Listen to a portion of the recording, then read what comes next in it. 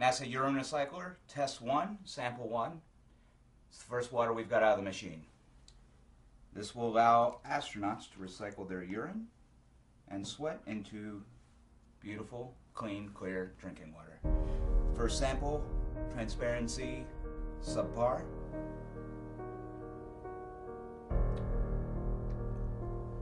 Ugh. Oh, that's just piss. That's just straight up piss. A group of social criminals, these people in the space program. Nassholes, I call them. You're the one who said you walked on the moon when you didn't. Calling the kettle black, if I ever thought of it. Saying I misrepresented myself. Away from me. You're a coward and a liar and a thief.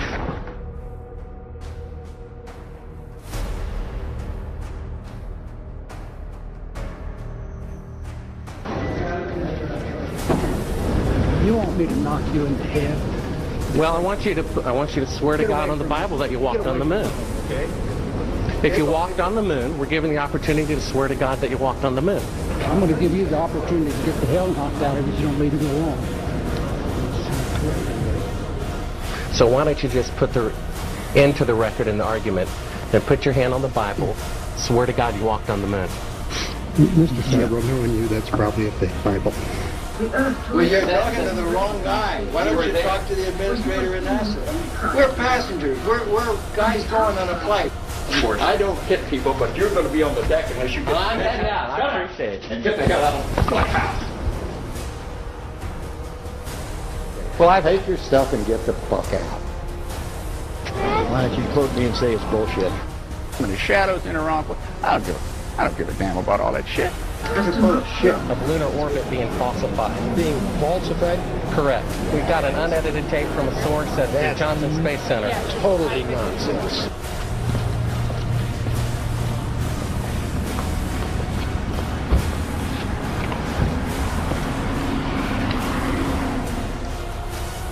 Mr. Seibel, you do not deserve answers.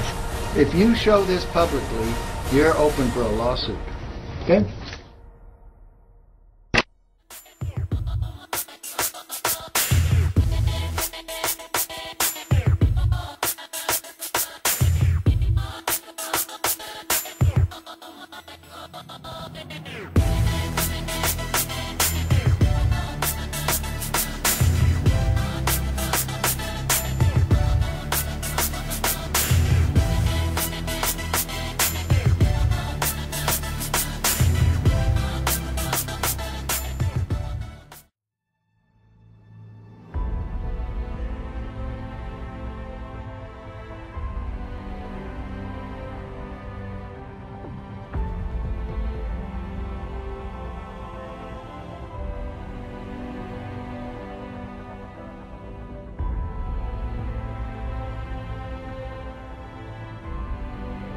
You search images of Earth from space, you're gonna see that image. I mean, why would you have fake images and computer animated images of Earth when you can have the real thing? So basically, when you search Earth from space, you should see all real images of Earth from space. Like, why everybody thinks NASA does science, so why wouldn't you see that? No, you get this. Ribbons of imagery. Why would you need to do that? Yeah, because there's supposed to be satellites past low Earth orbit. Why can't you just take a fucking picture? Okay, that's supposed to be real. That's Apollo 17's image of Earth, and they use it all the time, and nobody ever thinks about it. You're shown this. This picture is in every single science book. See that cyclical cloud formation? This picture is so distinctive. They use it on the covers of magazines. They still use it today. I saw it must be 3 weeks ago now, but I clicked on an article because it had this fucking image in it. They still use this picture to represent Earth. Photo painting. Photo painting. Photo painting. Photo painting. Photo painting. How the fuck would you know?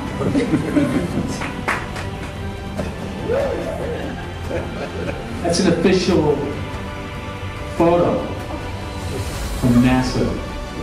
But plus, how many people think that's a photo? but also people think this is bullshit. Oh, this is Pucapipea. This is a distant planet of Venus. As you can see here, you can see all the crater textures on my shirt.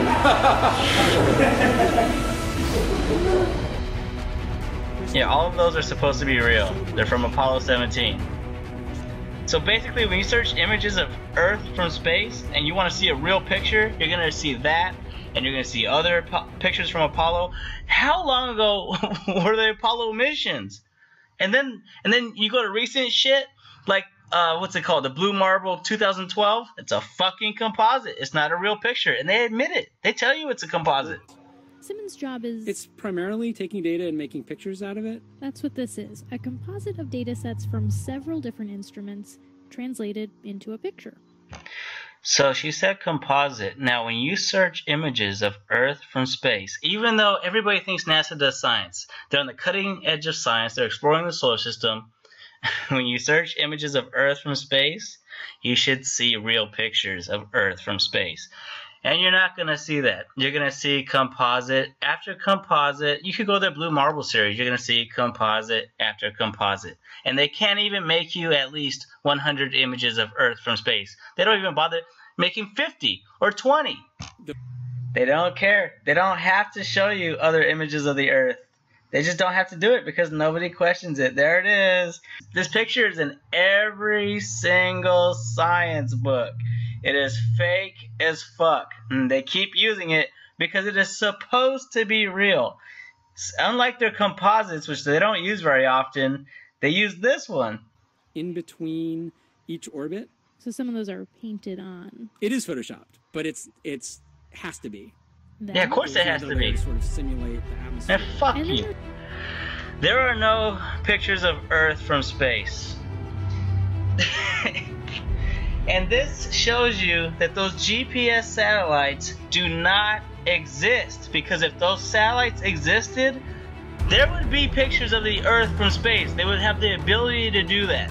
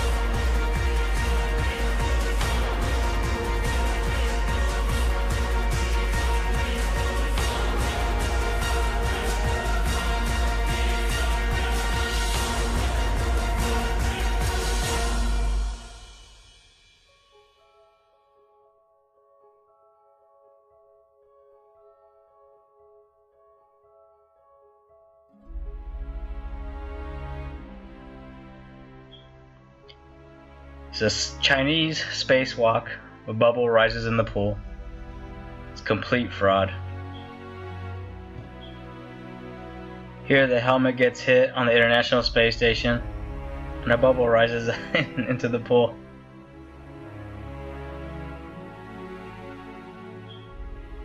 This spacewalk from NASA isn't even a month old yet. And here's a bubble taking an odd trajectory because it's in a water pool. It even curves because the water is it's not motionless, it's moving.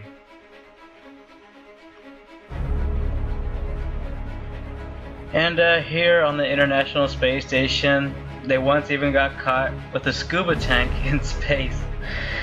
It's ridiculous that they get away with this shit. What's even more ridiculous about them filming spacewalks in a water pool, and spacewalks are impossible, is that the women for the hoax perm their hair. Here she's in front of a blue screen, and the background is not moving. The cable is completely still. And in real life, there would be airflow in the space station. The space station would be making adjustments that would not stay fixated. It's just a screenshot. And they just put it in the background. It's blue screen. And her hair is permed for this ridiculous hoax. This is a video that I made about the absurdity with their hairdos. They perm their hair. It's ridiculous. Their hair stays fixated. The public doesn't notice that their hair is permed. And yeah, the women are completely ridiculous on the space station. In 0G, hair is moving through air. It behaves like hair moving through air.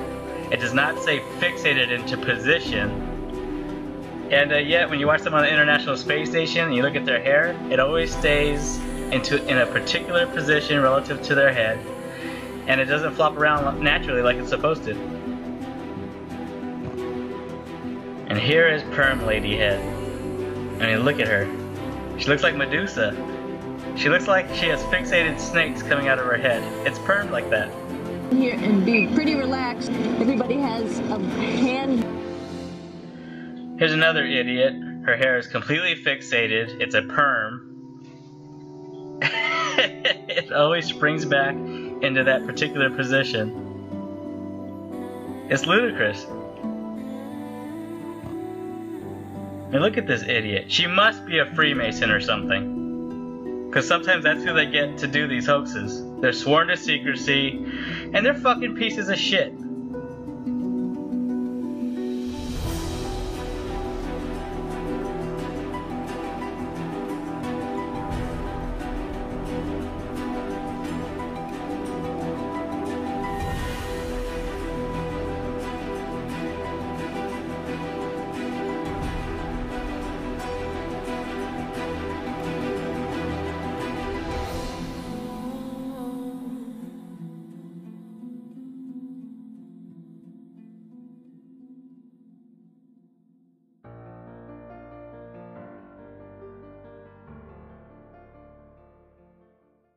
He was a national hero and was likely to be the first man to walk on the moon.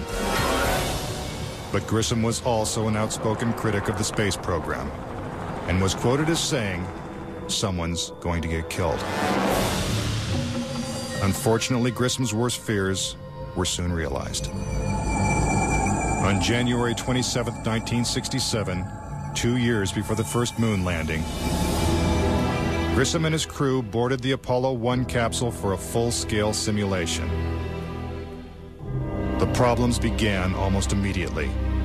First, the capsule's communication systems failed. You copy? No, I didn't read your chuck at all. I can't read your chuck. You want to try the phone? How do I get the moon? We can't pass between 3 buildings. I can't hear a thing you're saying. Suddenly, the capsule burst into flames with the astronauts sealed inside.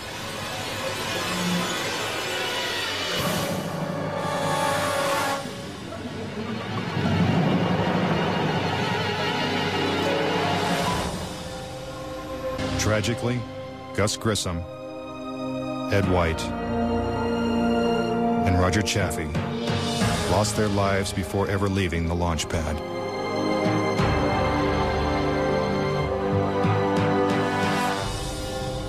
Gus Grissom's family believes the Apollo 1 fire was no accident.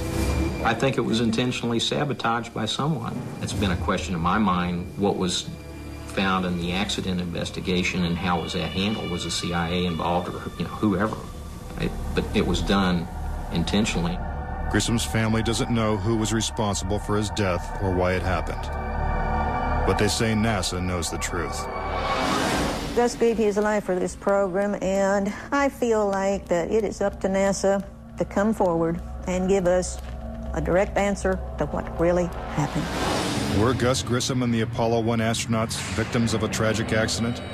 Or were they intentionally silenced because they knew too much? We may never know. The cause of the fire is still a mystery, and the capsule remains locked away at a military base. But Grissom wasn't the only Apollo critic to meet with a suspicious and untimely death. Thomas Ronald Barron was a safety inspector during Apollo 1's construction. After the fire, Barron testified before Congress that the Apollo program was in such disarray that the United States would never make it to the moon. He claimed his opinions made him a target. Has there been any pressure on you by NASA? Nothing. We were, my wife and I were somewhat harassed at home when this first thing broke some time back, but it's gone away now. As part of his testimony, Barron submitted a 500-page report detailing his findings. There was a real fear that the program could be stopped dead in its tracks. Then exactly 1 week after he testified, Barron's car was struck by a train. Barron, his wife, and stepdaughter were killed instantly. I believe that Thomas Ronald Barron was murdered because he had the truth to tell about the Apollo project. Barron's report mysteriously disappeared, and to this day, it has never been found.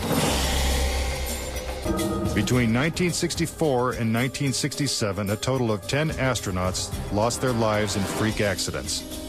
These deaths accounted for an astonishing 15% of NASA's astronaut corps. To keep something that's alive wrapped up and covered over, you've got to eliminate all the people that can talk about it. We now realize that perhaps the reason Neil Armstrong has never given an on-camera interview is because he doesn't want to lie anymore. What threats may have been made upon such honorable men or their families to possess their reluctant cooperation and later ill feelings towards perpetuating this still darkened hour in American history? NASA's highest-ranking official, James Webb, resigned without explanation just days before the first Apollo mission. Why, when he was on the threshold of achieving the greatest accomplishment of his career? All 3 Apollo 11 astronauts also resigned shortly after their return.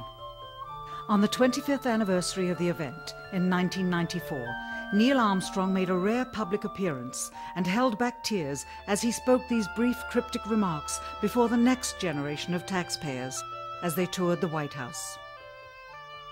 Today we have with us a group of students among America's best. To you, we say, we have only completed a beginning. We leave you much that is undone. There are great ideas undiscovered, breakthroughs available to those who can remove one of truth's protective layers. It is clear from these rarely seen color television pictures that the crew of Apollo 11 brought a high-resolution color video camera with them on their mission. Yet the only pictures broadcast live from the moon's surface were these from a low-definition black and white camera. In fact, the networks complained because in addition to this, they were forced to shoot the images, second generation, off of a projection TV of the technology of 30 years ago, and were not even allowed to take a direct feed, which further degraded the quality and clarity of the images. From an analytical standpoint, photographic anomalies have to be sought out with an understanding of lighting and shadows. The most straightforward is simple. When objects are lit solely by the sun, as all the scenes on the moon were said to be, after all, lighting equipment was not only impractical, it was unnecessary in bright sunlight, then all shadows, regardless of the landscape, will run parallel with one another and never intersect, as shown by this example. In these seldom seen photographs, obtained from a rarely used auxiliary NASA archival site, it is clear that these scenes were lit with artificial light.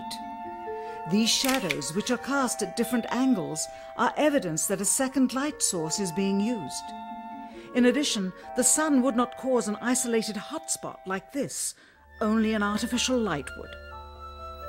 Again, intersecting shadows and another hotspot. And again. And again. In this magnification of an Apollo photograph, a rock, very likely a papier-mâché prop because of the crease here, is categorized with the letter C. In later releases of the same picture, the letter is gone, probably airbrushed out. On the moon, the astronauts' only source of light was the sun. They had no extra lighting, no flashes or things like that. Yet in this photograph from Apollo 14, the shadows are cast in different directions, suggesting multiple light sources. The shadows cast by the rocks in the foreground should have been east-west, like the LEM shadows. And in this photo from Apollo 17, again the shadows are pointing in different directions. Outside in sunlight, shadows always run parallel with one another, so the shadows will never intersect. Conspiracy theorists say it's not just the shadows that indicate the use of additional lights, but what has been photographed in the shadows. For example, here's an astronaut who descends into a huge shadow cast by the lunar module. Yet his entire body is still visible. How is it that he is not shrouded in darkness? Here's the same maneuver from another Apollo mission. Again, the astronaut is brightly lit in what is obviously dark shadow. And in this picture, the sun is directly behind the astronaut. His figure should be a silhouette. Yet even the smallest characteristics of his suit are recognizable. It seems like he's standing in the spotlight. And I can't explain that. That escapes me. Why? And finally, in this picture with the sun behind the lunar module, the front of the craft is clearly visible. The words United States are crisp and clear. How could these backlit pictures be so detailed? It's because there's more than one light source, which means they're not on the moon. It has been estimated that as many as 20% of Americans believe we never went to the moon. Is it really possible that NASA deceived the world? According to a former astronaut, it's entirely possible. Regarding the Apollo mission, I can't say 100% for sure whether these men walked on the moon. Bill Kaysing was an analyst and engineer at Rocketdyne, the company that designed the Apollo rockets. There were many problems that evolved during the 60s that led people to believe that we're never going to make it to the moon.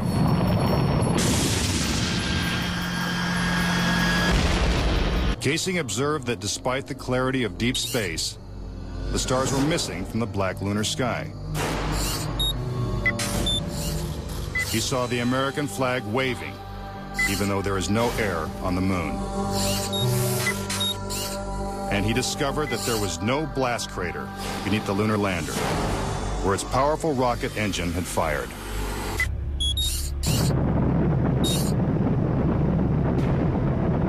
The noise level of a rocket engine is up into the 140, 150 decibel range. In other words, enormously loud. How would it be possible to hear astronauts' voices against the background of a running rocket engine? Picking up some dust. 30 feet, 2.5 down. Straight shadow. 4 forward, drift into the right a little. Contact light. Okay, engine stop. Is this evidence that the footage is actually fake? A sequence shot in a controlled environment here on Earth? Just months before this historic landing, a prototype LEM was flight tested at Ellington Air Force Base. While NASA cameras record the test flight, Neil Armstrong struggles to control the unwieldy craft. Then, at approximately 300 feet, the lander flies wildly out of control. At the last second, Armstrong ejects.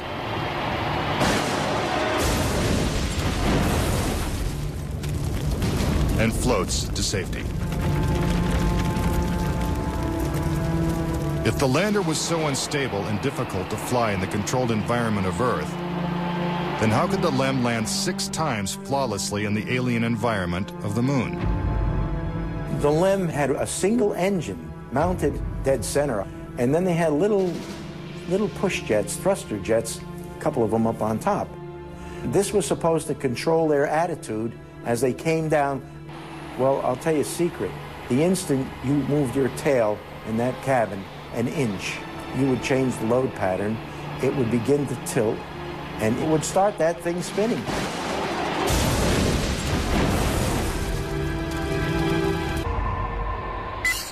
The fact that there's no blast crater under the LEM is one of the most conclusive pieces of evidence that I find supporting the hoax. In fact, no sign of a blast crater is visible for any of the 6 lunar landings. Yet NASA's own scientific illustrations clearly depict a blast crater. Then there's one other point. If they had truly landed on the moon, this dust would have then descended on the lunar lander, on the foot pads, and we find not a trace of dust on the foot pads. In the footage of the ascent stage going up, what you don't see is an exhaust plume coming out of the rocket engine nozzle. What a ride, what a ride. But what do we see? We see the ascent stage suddenly pop up without any exhaust plume whatsoever, as though it were jerked up by a cable. It's absolutely unreal. Although it appears that the astronauts are moving in the moon's gravity, which is 1/6 that of the Earth, Percy notes that when the speed of the film is doubled, the astronauts appear to be running as if in Earth's gravity.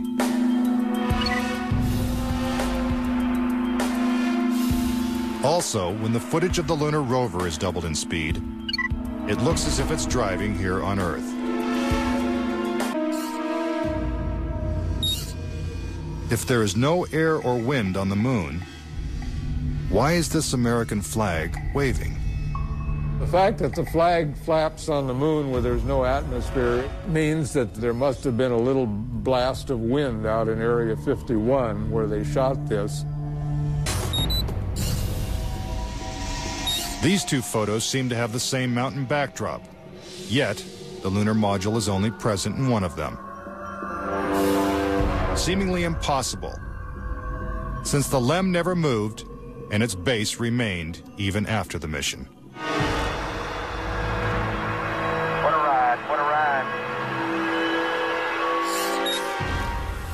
Some suggest the same artificial backdrop was used when shooting 2 entirely separate pictures. Background discrepancies are also apparent in the lunar video. The best evidence are some pictorial anomalies in the photographic record of the trip to the moon. There is one for Apollo 16 where the same shot, the same hill, appears in 2 different days.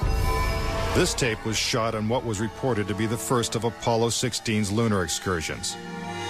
But it couldn't pick a better spot. And this video was from the next day at a different location. That is the most beautiful sight.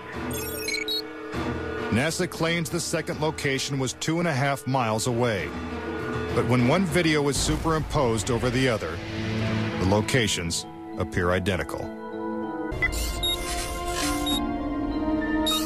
For reference, crosshairs were permanently etched into the lunar cameras, so they would have to appear on top of every image. But in this photo, a crosshair is behind a part of the lunar rover. This situation is impossible and has to be the result of technical manipulation and doctoring of the image. And in this photo from Apollo 11, the equipment in the foreground is covering the crosshair, not behind it. And in another from Apollo 12, the American flag is covering one crosshair, and the astronaut is covering the other.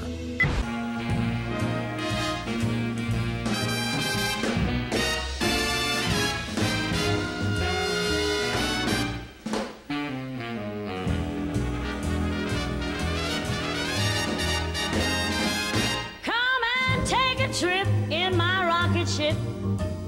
We'll have a lovely afternoon. Kiss the world goodbye, and away we'll fly.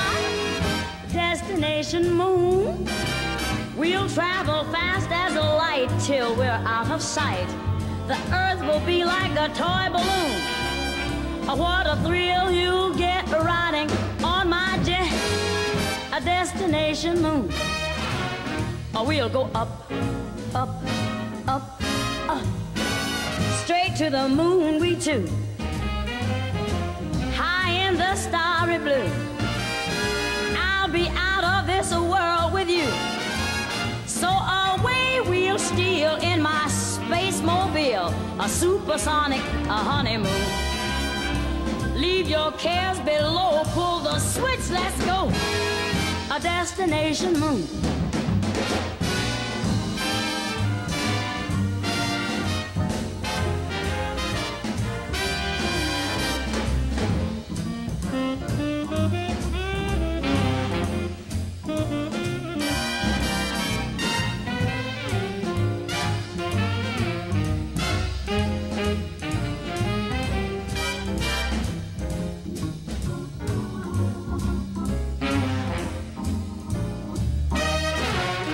We'll go up, up, up, up. Straight to the moon we two. We'll be high in the starry blue. I'll be out of this world with you. So away we'll steal in my jetmobile. A supersonic, a honeymoon. Leave your cares below. Pull that switch, let's go. Destination. We're flying high up in the sky. Destination, destination moon.